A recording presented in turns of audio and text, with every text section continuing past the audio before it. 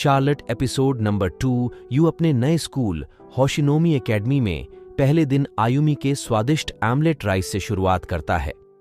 वहां स्कूल की प्रेसिडेंट नाओ उसका स्वागत करती है। नाओ उसे बताती है कि यहां ऐसे स्टूडेंट्स हैं जिनमें स्पेशल पावर्स डेवलप होने की संभावना है।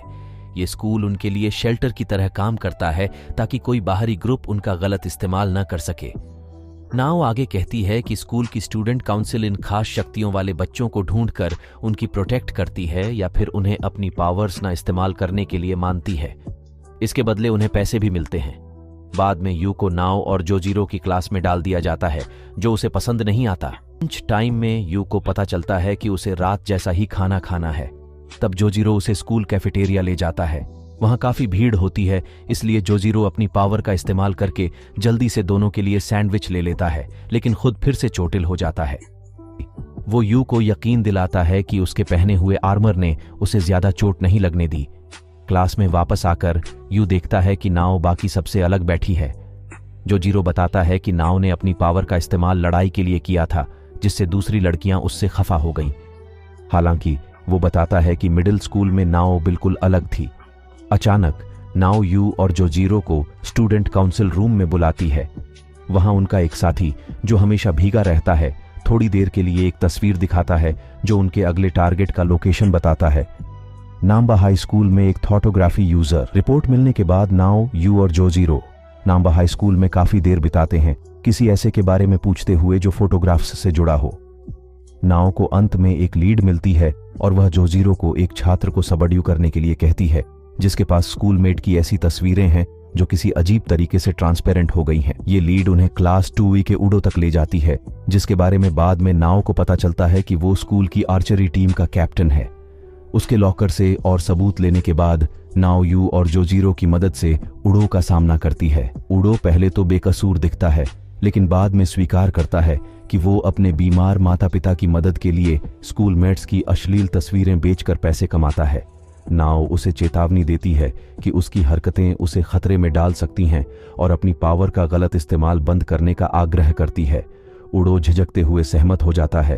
काम खत्म तो हो गया, पर यू अभी भी नाओ के बड़े भाई के बारे में उलझा हुआ है। नाओ कहती है कि स्टूडेंट काउंसिल प्रेसिडेंट के रूप में अपना काम करने की यही उसकी मुख्य वजह है। सच्चाई छिपाने का कोई फायदा नहीं देखकर नाओ यू को उस अस्पताल में ले जाती है जहां उसका बड़ा भाई रहता है। स्वादिष्ट बीफ टंग बेंटो खाने के बाद और यू के सैंडविच भी ले लेने के बाद नाओ अपने अतीत की कहानी बताने लगती है। नाओ का भाई पहला व्यक्ति था जिसने स्पेशल पावर पाया था। ये उस समय हुआ जब नाओ ने एक ऐसे मिडिल स्कूल के एडमिशन टेस्ट को पास किया था जो उसे टॉप नेशनल यूनिवर्सिटी में जाने में मदद करता। दूसरी ओर उसका भाई, जो एक एस्पायरिंग म्यूजिशियन था, अपने संगीत के जरिए किसी बड़े रिकॉर्ड लेबल से डेब्यू करने की कोशिश कर रहा था। लेकिन जब बस उसका डेब्यू होने ही वाला था, उनकी मां ने दोनों को पढ़ाई के लिए बोर्डिंग स्कूल जाने के लिए मजबूर कर दिया, ये कहते हुए कि इससे आर्थिक लाभ होगा। नाओ के भाई ने उसकी मां की बात का कड़ा विरोध किया, लेकिन उन्होंने आखिरकार उसकी इच्छा मानी क्योंकि उनकी मां पहली बार घुटनों पर बैठकर रोई थी। बोर्डिंग स्कूल में कभी कभी होने वाले फिजिकल एग्जाम को छोड़कर नाओ की स्कूली जिंदगी अच्छी रही, लेकिन वो अपने भाई को दोबारा नहीं देख पाई।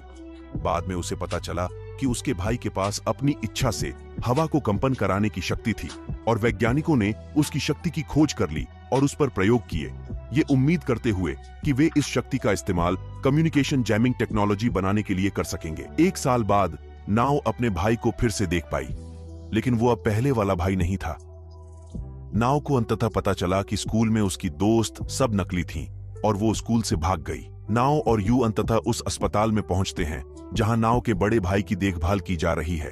भाई अब भले ही पहले की तरह गिटार नहीं बजा पाता या संगीत नहीं बना पाता, लेकिन वो कोशिश करता रहता है। नाओ यू को बताती है कि किसी ने उसके भाई को फ्री अस्पताल में भर्ती कराया और उसे भी होशिनोमी एकेडमी में दाखिला दिलाया। वो उस शख्स की बहुत आभारी है, खासकर तब से जब वैज्ञानिक उसके भाई और उसी तरह के हाल वाले लोगों की हालत सुधारने में कोई मदद नहीं करते। नाओ और उसके भाई की कहानी जानकर यू के दिल में डर बैठ जाता है। उसे चिंता है कि वंशानुगत तौर पर आयुमी भी कोई खास शक्ति हासिल कर लेगी और तब उसे भी नाओ के मिडिल स्कूल के समय जैसा हाल झेलना पड़ेगा। इस बीच आयुमी यू को अपने खास पिज्जा सॉस वाली डिश खिलाने के बाद रात में आसमान देखने जाती है, इस उम्मीद में कि उसे एक लंबी अवधि वाला धूमकेतु दिखेगा। और एपिसोड उसी के साथ समाप्त होता है।